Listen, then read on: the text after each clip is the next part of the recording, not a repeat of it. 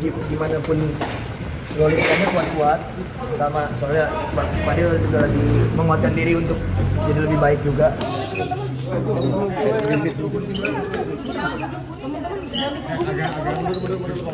Kasih luas. Jangan dideketin, jangan dideketin.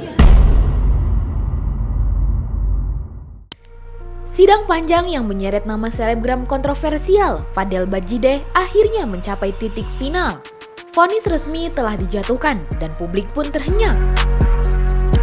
Bagaimana tidak, pria yang beberapa bulan terakhir ramai diperbincangkan karena kasusnya dengan Laura Meizani atau Loli ini resmi divonis 9 tahun penjara dengan denda mencapai 1 miliar rupiah.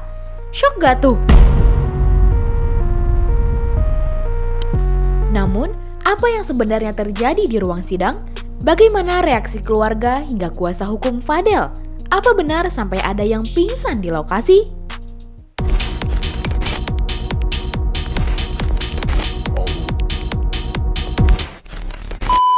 Kasus Fadel Bajideh dengan Laura Meizani atau Loli kini telah memasuki babak final. Fadel telah dinyatakan bersalah dan sudah menjalani sidang yang membuatnya dijatuhkan vonis hukuman.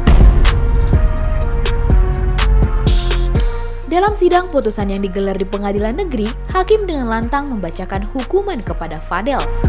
Ia dijatuhi 9 tahun penjara serta denda 1 miliar rupiah. Jika tidak mampu membayar, maka hukuman tambahan berupa 3 bulan kurungan penjara akan menantinya. Ini satu, menyatakan terdakwa Fadel Al-Fajar Bajideh alias Fadel telah terbukti secara sah meyakinkan bersalah melakukan tindak pidana dengan sengaja melakukan tipu muslihat dan serangkaian kebohongan melakukan persetubuhan dengan anak korban sebagaimana dalam dakwaan pertama, dan tindak pidana melakukan aborsi terhadap seorang perempuan dengan persetujuan perempuan tersebut sebagaimana dalam dakwaan 2 alternatif kedua penuntut umum. Menjatuhkan pidana oleh karenanya terhadap terdakwa dengan pidana penjara selama 9 tahun dan denda 1 miliar rupiah apabila terdakwa tidak mampu membayarnya, diganti dengan pidana kurungan selama 3 bulan. Menetapkan masa penangkapan dan penahanan yang telah dijalankan terdakwa dikurangkan dari pidana yang dijatuhkan. Menetapkan terdakwa tetap berada dalam tahanan. Menetapkan barang bukti 1 buah handphone iPhone 14 dengan nomor handphone sebagaimana termuat dalam putusan dirampas untuk dimusnahkan. 1 buah handphone iPhone 13 dengan nomor handphone sebagaimana termuat dalam putusan dikembalikan kepada saksi anak korban. Membebankan terdakwa membayar biaya perkara sejumlah Rp5.000. Menariknya, vonis ini lebih ringan dibandingkan tuntutan awal jaksa penuntut umum yang sebelumnya meminta hukuman 12 tahun penjara. Fadel pun terlihat lesu, pasrah namun sekaligus bersyukur. Ia menundukkan kepala seolah menerima kenyataan pahit yang tak bisa lagi dielakkan. Del, gimana Del? Kecewa dengan keputusan hakim, Pak Del? Kecewa atau seperti apa Del? Yang pertama, alhamdulillah dulu. Kenapa alhamdulillah Del? Udah selesai masalahnya. Oke, Akan terus? melakukan banding, Pak Del? Itu nanti Iya, urusan lawyer. Pak Del. Del, Kecewa gak sih? Sedih gak sih? Lu harus 9 tahun. tapi dari tuntutan 12 jadi 9 lu bersyukur atau tetap kecewa Del? Del, dari tuntutan 12 terus divonis 9 lu kecewa atau bersyukur? Alhamdulillah. Alhamdulillah. Alhamdulillah turun. Berarti menerima ya, Pak Del ya? Oke. Pasrah berarti kan.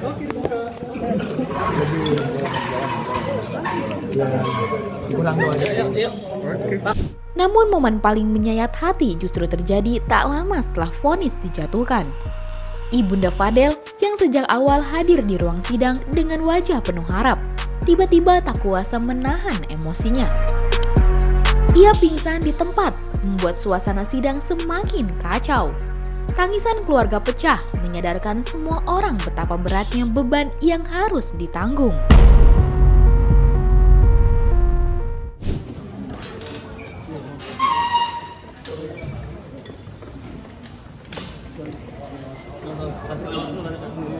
Kasih udara nggak?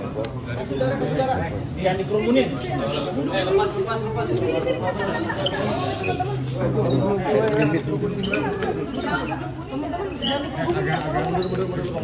Kasih luas. Jangan dideketin, jangan dideketin.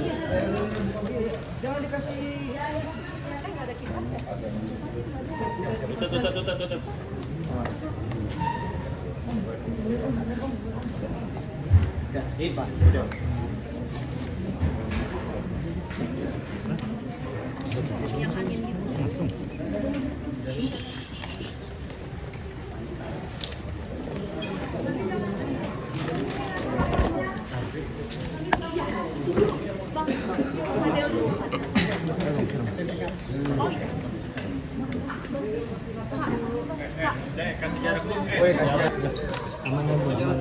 Fadel.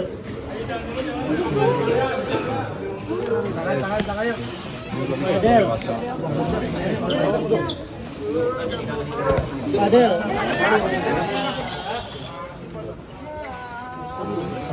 Tadi kata mau dikasih. Pemandangan itu membuat publik ikut terenyuh. Banyak yang merasa kasihan, namun tidak sedikit pula yang menilai bahwa inilah konsekuensi dari perbuatan yang sudah dilakukan. Kuasa hukum Fadel langsung angkat bicara setelah sidang usai. Mereka menilai ada kejanggalan dalam tuntutan dan berkas yang disusun jaksa penuntut umum. Salah satunya mengenai tuduhan bahwa Fadel meminta Loli, sang korban, untuk melakukan pengguguran. Ia menilai bukti-bukti tidak lengkap dan JPU kurang cermat. Jaksa penuntut umum juga telah tidak melengkapi berkas-berkas persidangan dalam terkait hasil visum terhadap janin. Pada saat persidangan, jaksa tidak dapat membuktikan dalam persidangan berkas-berkas hasil visum terhadap janin atau bayi yang dituduhkan oleh jaksa penuntut umum lahir akibat guna mencari fakta-fakta ilmiah untuk menegakkan dalil-dalil dakwaan dan tuntutan jaksa. Telah tidak ditemukan fakta hukum berupa dokumen forensik yang menyatakan bahwa telah terjadi yang dialami oleh anak korban atau bahwa telah terjadi sebagai akibat langsung dari obat yang diminum oleh anak korban maupun obat yang dimasukkan ke dalam vagina korban. Bahwa kurang cermatnya jaksa penuntut umum dan dalam melengkapi berkas-berkas yang dihadirkan di muka persidangan untuk menuntut terdakwa dengan tuduhan telah melakukan akan sangat mencurigakan dalam perkara ini. Menurut kuasa hukum Fadel, tuduhan itu sangat janggal. Mereka menyebut proses penguguran tidak mungkin dilakukan dalam waktu sesingkat itu dan tidak ada bukti konkret yang menguatkan tuduhan. Semua tuduhan itu menurutnya tidak masuk akal. Itu pendarahan. Dikatakan oleh JPU dan tadi majelis juga membacakan kedua di bulan Juni yang sudah sebesar boneka dan sudah lengkap. Sekarang kita main pakai logika. Mungkin nggak bulan Mei terus hamil lagi bulan Juni keluarnya segede gini. Meski begitu, pengacara Fadel tidak serta-merta membenarkan perbuatan kliennya. Mereka mengakui bahwa Fadel memang melakukan kesalahan. Namun menurut mereka, vonis tidak boleh salah alamat. Harus jelas siapa sebenarnya yang bersalah dan bagaimana perannya masing-masing. Saya tidak membenarkan apa yang dilakukan oleh Fadel dan Polri. Tapi bukan berarti hal yang dia tidak buat harus dia pikul. Saya berharap hukuman ringan. Artinya gini, hukumlah sesuai dengan apa yang dia lakukan. Jangan dia harus memikul apa yang dia tidak lakukan hanya karena opini publik.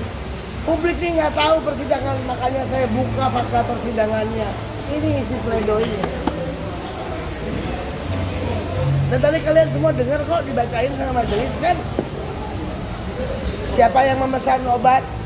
Bagaimana cara dia minum? Apa ada perintah Fadil? Tidak ada.